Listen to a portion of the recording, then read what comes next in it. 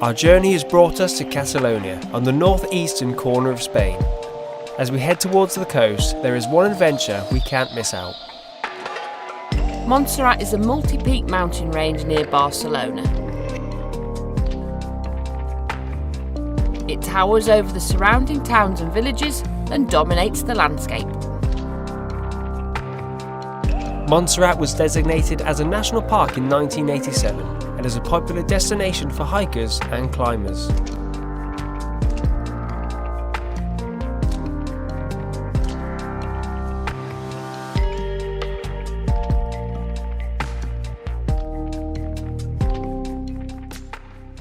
Last time you saw us, we were at Alcázar, and since then we have done a little bit of exploring in the local area. We stayed a few nights at Via Camp and climbed the tower. And we went to explore the town of MONTSERRAT, and now we have crossed over into Catalonia. And we are very, very close to Barcelona. About 50 kilometres to be precise. Our mission today is to hike to the highest summit of St. Gironi. So we have packed lunch, we have 2 bottles of squash. We are ready to spend most of the day, potentially 5.5 hours, doing a hike. We'd spent the previous night in Monistrol de Montserrat, in a very basic but free camper stop. It was perfect for leaving Flora for the day and finding the start of the trail. I don't think we'll be staying there tonight. Go and find somewhere a bit more glamorous maybe, and make the most of the epic scenery. Even though we've only been here a few days, Spain has been really good for free stops and stuff like that. And yesterday we had our first motorway shower. I've always been a bit skeptical about using those. I think about the whether they work and the cleanliness and stuff, but actually really good and free. You cannot complain. Yeah, they were beautifully clean and really hot. It's a shame you didn't find the light switch quick enough, darling, and had a shower in the dark, but you win some, you lose some. So after racing through France a little bit, we've decided to slow down quite a lot and just recoup some money and some time and just chill out a bit. Fortunately, the diesel's are a lot cheaper in Spain than it was in France. That's going to help us recoup some money, and we're just going to take like 2 or 3 days in each spot if we can and just really soak it up. How you feeling? Energised. It's a lovely walk. Yeah. Not particularly straightforward, so it's a little bit different and you have to concentrate, and it's not too busy. We've only seen 2-3 people. Yeah. 1 coming down, 2 going up. So there's a cable car, a funicular, and potentially a train as well that goes part way up to the monastery. I don't know if I need this turtleneck on, I'm not gonna lie. It's all about layers, yeah, but I just get too hot. Cal's carpet jacket has come off pretty swiftly, which is a rarity, as I'm sure you're all aware by now. The path was pretty easy to follow thanks to the aqua and red markers. The signage suggests that we are about 40 minutes away, however we keep stopping to, you know, take pictures and all that stuff.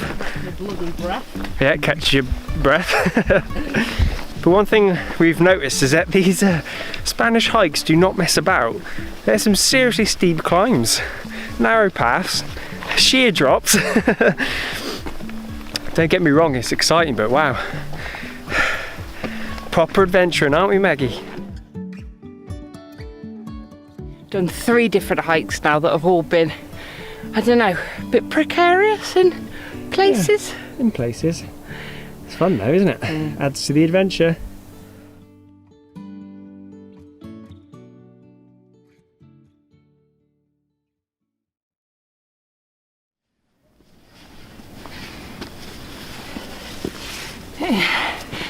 Oh, bugger me.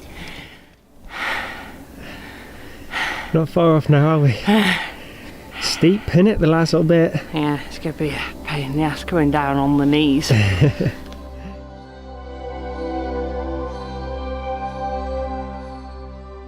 So now we're going up that way.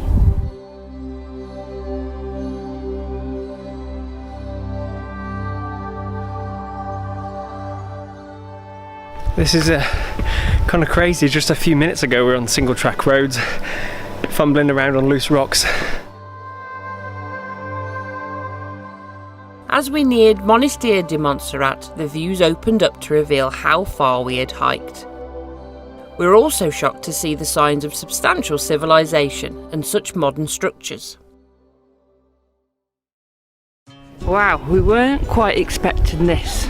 So there's markets. I forgot there was a road coming up, so I was like, does this all come up on the train? And like, no, there's a road. And this here is a structure that we saw from underneath, and it looked like a building, but it's the actual road. Even though there's all the transportation up here, I didn't expect so many people. I didn't expect the big road. There's like a mini town. There's a restaurant that you can smell. The funicular's actually closed today, and that was like the hub of the train station, the cable car, the restaurants and things like that. So we're just now trying to find the way up to the peak, the highest point.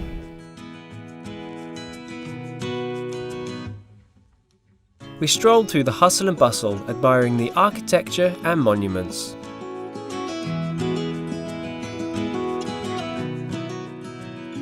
So we're leaving the main town behind for now, and we're making our way to the highest point of St. Gironi.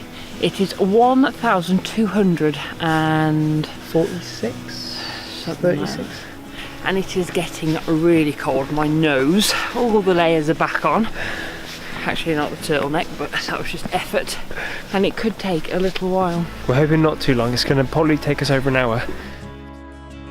It's safe to say we were pretty optimistic at this point. If you look behind us, it's just all steps, which makes it more direct, I guess, but it's quite hard going, isn't it?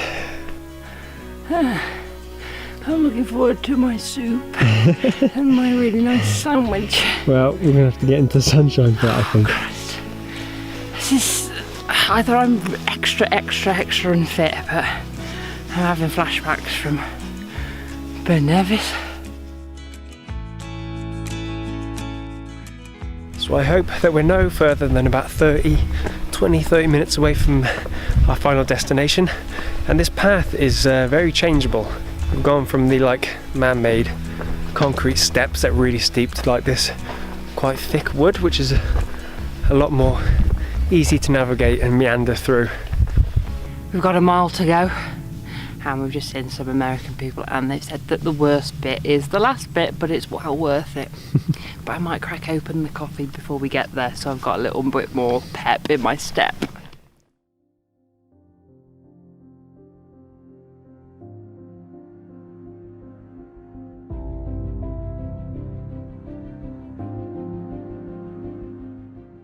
In the end, it took us over 2 hours to reach the summit from the Abbey.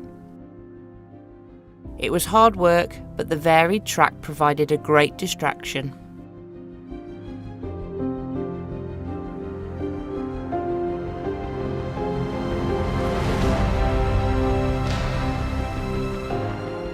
The views from the top were stunning. Getting up close to the rock formation we've been staring at for the last couple of days was quite surreal. Making it to the summit of St. Gironi gave us 360 views as far as the eye could see.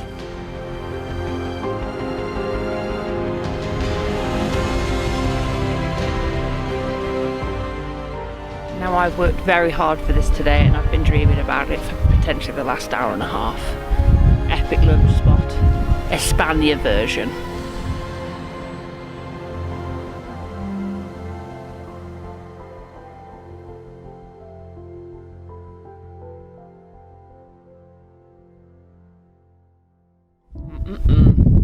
Soup for the first time, still hot.